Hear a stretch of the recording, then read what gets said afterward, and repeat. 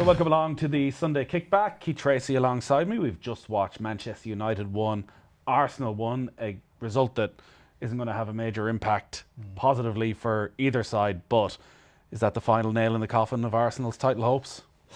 Look, I think if I'm being completely honest, it was done before today. I don't think drawing away to Manchester United, you're out of the title race.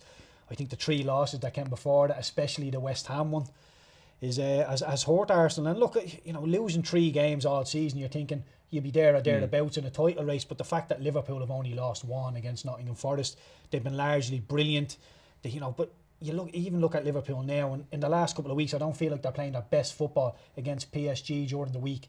Got battered for nearly 80 minutes, but go and win the game.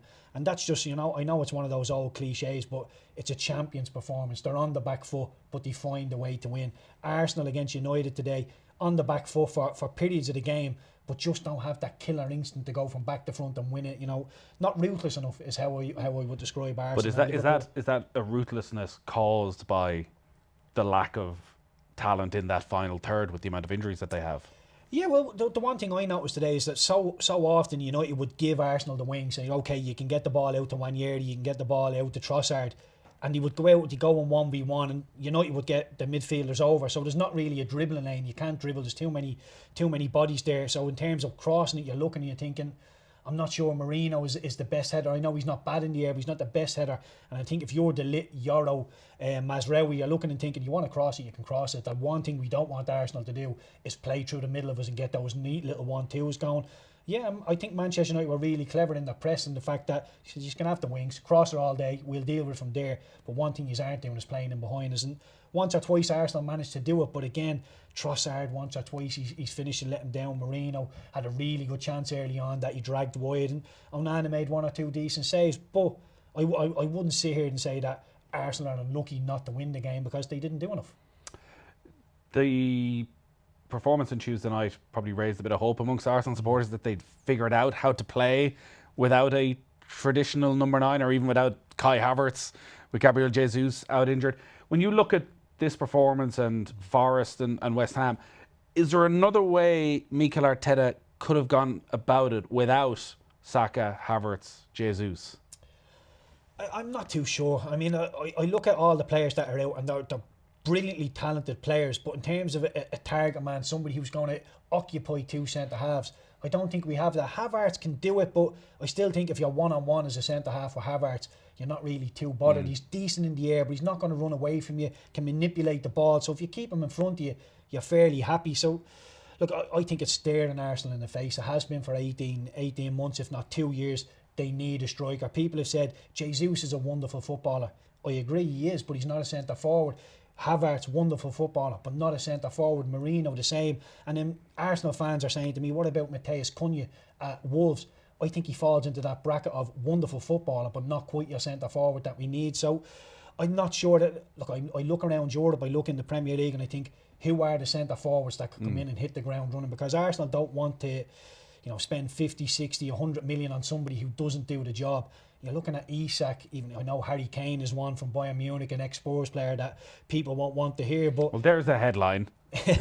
Look, I don't think it's viable, but I think you look at Harry Kane, you think, is there a chance we can get him out of Bayern Munich? I know he still has another year and a bit left on his contract, but there's a lack of out-and-out top flight strikers, and the ones who are in demand are very, very comfortable at their clubs, the likes of Isak. I'd love Arsenal to be able to go and get him, but in terms of the finances available to Newcastle, you're talking mega money. The area they struggled today was on the wings. That Wanyeri's been, for 17 years of age, to come in, score the goals that he scored and have the impact and to fill those boots left by Saka and Trossard on the other side. But today, both of them, they got no change at all out of United. Yeah, very little change. Wanyeri was one that I thought, just keep giving him the ball, let him go one-on-one with people, because I do feel that if you can get past Dalot, get him on a yellow card early, then you really have him in your pocket. You just keep running and running and running. But so often he would run, and as I said, Casemiro would come over, Eriksen would come over, and you think, I'm running down a dead end here. So he would just check back out. Now, look, I don't know.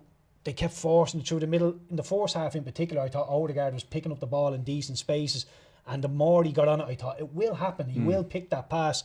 But so often it was just a little bit of a letdown, overhit, not quite right. So they didn't click in the final third. And the PSV game, as you said, gave all the Arsenal fans, okay, I think we know how to score goals now. But PSV were at home in a Champions League game that they thought we need to get something out of this game. So they kept going and pressing Arsenal, trying to score. And that played into Arsenal's hand. This Manchester United team sat back a little bit more, thought, when we win it, get it to Fernandes to Garnacho, and we'll go from there. And they looked really, really dangerous. It was a little bit one track at times, but Arsenal couldn't deal with it. What about Martin Odegaard, who this week has spoken about his struggle for form this season? How much of that is down to Saka not being there? Yeah, I think so. And again, you want the centre forward there as well, who's going to be making them runs. Marino, I think, is one who prefers to come to the ball rather than run away from it.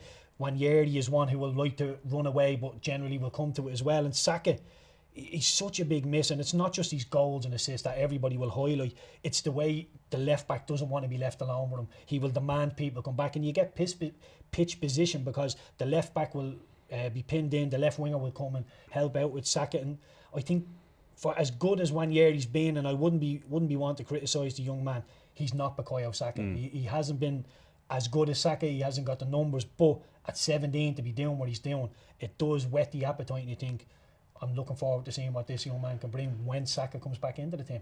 If anything, it'll be Manchester United tonight who'll feel they should have won that game, considering the chances they produced in the second half. David Raya may well end up winning man of the match. The stop from Mazraoui, from Xerxes, and then that double save at the end to deny Bruno Fernandes. What was better about Manchester United today in comparison to recent weeks? I thought they defended really well. As I said, the ball's coming into the box. They always won the first contacts. They were really good. I thought their game plan was a little bit better. The first 10 minutes, as I said, I highlighted Casemiro going hunting Arsenal, and I thought Arsenal want you to do that. They want you to vacate the space so they can play in behind you. He got done once or twice, and I'm not sure if Ruben Amorim got the message on or Casemiro just decided, I'm not doing it anymore. I'm not letting people playing behind me. And he clogged that position, and sometimes that's the best thing you can do as a midfielder. Just clog that position, not let people play in there. And as I said, give Arsenal the wings, but Arsenal couldn't do an awful lot out there. The Arsenal goal did come from there when Timber came in, managed to play it back to Declan Rice, and it was a wonderful finish. But more often than not, United got bodies in the right places, defended really, really well. But moving forward, I know Arsenal at this moment in time are in better form than Manchester United, but in general, I look at that United team and I think, sit back deep, win the ball, get it to Fernandes and get Garnacho on his bike. It looks like there's something there, but are United fans going to be happy with their team sitting back and not having this attack as we're so often hear from United? Yeah, well, it was something Ole Gunnar Solskjaer spoke about after he left Manchester United, where they were such a good counter-attacking team that he felt at some stage we're going to have to be a possession-based team because that's the Manchester United way. But you'd have to imagine how far they have fallen, that whatever gets results at this stage, United fans would take. The one issue with your tactical master plan there of Fernandes to Garnacho is what happens next. And when Garnacho has it, it's either Xerxes or Højlund, and Xerxes couldn't seem to get on the end of those chances aside from the one lovely back heel, and Højlund, when he did, just looks like a lad whose confidence is completely shot. Yeah, again, I think you could probably throw it at both teams that in the final third they weren't quite up to the level that you would expect. They both had really difficult games. Well, I say Arsenal's game was difficult. It wasn't too difficult.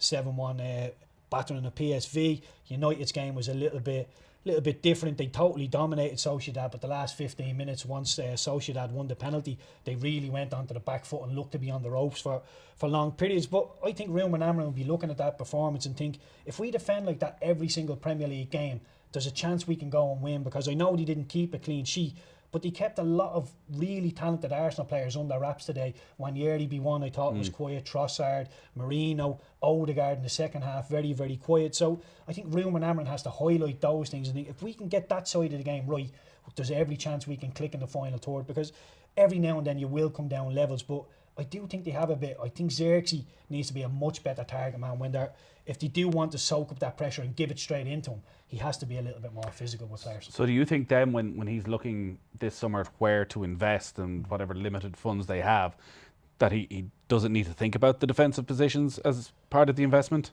Oh yeah, the whole team. Yeah, but he's not going to be able to do the whole team. So look, I'm not too sure. I think there's so many players. I look at the centre midfield, the middle of the park, and I know Bruno Fernandes is one that Manchester United fans love, but legs, Eriksen, Casemiro, Ugarte, I'm not so sure about those three. You know, there's big names there, but for the here and now and what they can provide for Manchester United, I don't think it's good enough, and that's why they're in the position in the table they are. So, look, I think they need a right back. I think they need a left back. Luke Shaw. I know Dorgu has gone in there. He's got an early red card. He looks a little bit rash in the tackle. So I'm not sure. Centre midfield, striker, wingers. I think they need a little bit of everything. But one thing they definitely need is the backbone they showed today, the resilience to keep Arsenal out. They need to show that for 38 games throughout the season. 5 wins from 9 games will win the title for Liverpool. Any way back for Arsenal? No, I don't think so. I think they're just too inconsistent. When Odegaard got injured at the start of the season, I did think that's going to really hurt Arsenal. They fell off the boil a little bit. Then it was Saka. Odegaard comes back in. Saka comes out with a hamstring injury, and then you're thinking it's okay. Saka will be back, and he gets a delay on the hamstring injury. And I think Arsenal's starting 11 is really good. We've got 2 or 3 on the bench that are absolutely full of talent. But when you take Havertz, Jesus, Saka in particular, the levels do come down a little bit. And look, again, I keep referencing Wanyeri. He's done a brilliant job, but he's not Saka. He's not the level that Saka is. So injuries have hurt us. I know I'm saying that from an Arsenal point of view. United have a whole host of injuries as well, so we can't be harping on about that too much. So I think both teams are a little bit short. Manchester United an awful lot so more than Arsenal. Great stuff, Keith. Cheers.